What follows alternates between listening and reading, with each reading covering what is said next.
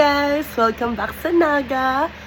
I was kind of sick, pero yesterday I slept and before I slept, I was like, what if I vlog tomorrow?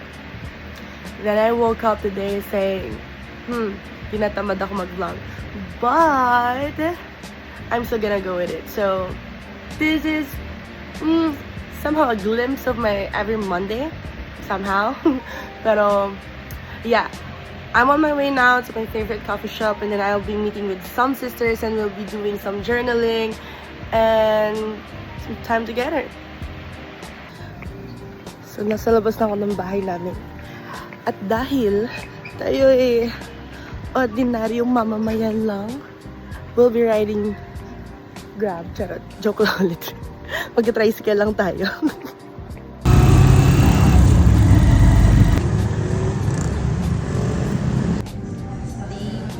Ang ganda pa ganda. Hi. Ayan. Hinihintay namin si Ali. Well, we're not waiting for her. Kamusta? Masarap, diba? Thank you, Ate Maite. Yan. Wala silang kape dito. Yan talaga. Walang kape. Pero okay lang. Gusto ko ng kape.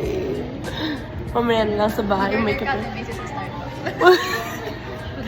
Bili ako sa Starbucks tapos daling ko dito. Diba? Kasi tawid lang. Pero may kape naman ako sa bahay. Sa bahay na lang magkakape mamaya. Pero, ayan. Nag-journal na si Curly.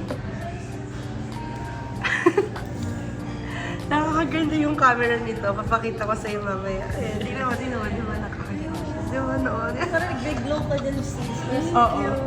So, yung na-learn ko dito. Sige. Why it is important to have a goal, because na-realize ko din sa sarili ko na I always settle for less kapag wala. Ganun, like parang yung lagi din teaching sa akin is I always just, alam mo yun, parang go with the flow lang. I'm always surviving but not growing. So ayun, panahon na para mag-goal, magkaroon ng goal. Goal to grow. Goal to grow. Let's go. Ito, mag-i-start mag-journal. Yan, blanco. Pamaya meron na yan. Ano siya? Good ka na naman. Ay, ano ba yung mukha ko?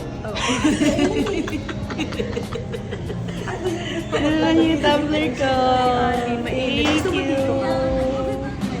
So yan. Saka yung aking Bible. Bestie, may paputok. Nag-vlog tayo today. Ay, nag-vlog tayo. Yan.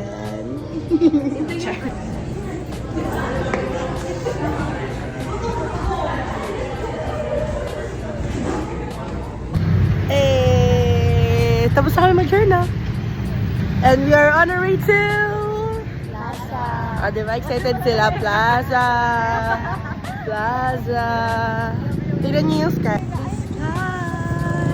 Ba't dito clear na? Approve yung kapal ng usap. Ay, Naga. kapal naman ulit. Naga plus the traffic jam. Last car. Way better than EDSA though.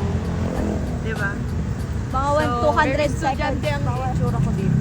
Habang kami ng... Sabi ko kanina, dahil ordinaryong tao lang tayo, mag-grab tayo. Charot. So ngayon, syempre, mag-jeep naman kami. Nag-tricycle lang baga. Diba? Akala ko nag-grab ka kanina. Hindi ako mag-grab. Lapit-lapit lang eh. Diba? 15 pesos lang yung pamasahe sa tricycle. Pagkano kaya pag nag-grab, no? Grab tayo next month. Charot. Try mo. Sige. Kaya ako driving. This. Sakit. Sagad. Iyawa sila. Grabe yung PE So namin. much headspace. Wala kong bayo po.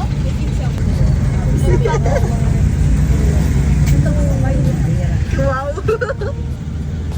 Ate Ali. Ali, tas mo. May sukli ka pa sis. May sukli ka pa. Kahit wala kang binigay, may sukli ka pa. Andito na kami sa plaza! Ayan! Paano tayo si Shak? Ayan! Hanap kami ng... Ayun! Si Kyle tsaka si Cedric.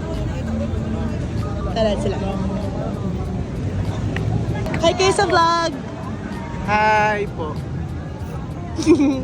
Ay, na-miss ko. Miss kayo ano? Ayun na yung mga sisters, nag-share sila ng faith sa malayo.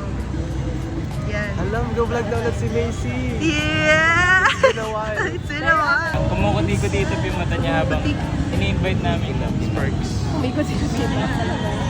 Yan lang. Alam mo na naman yung ginawa ni Ani. Naabunan yung mata niya.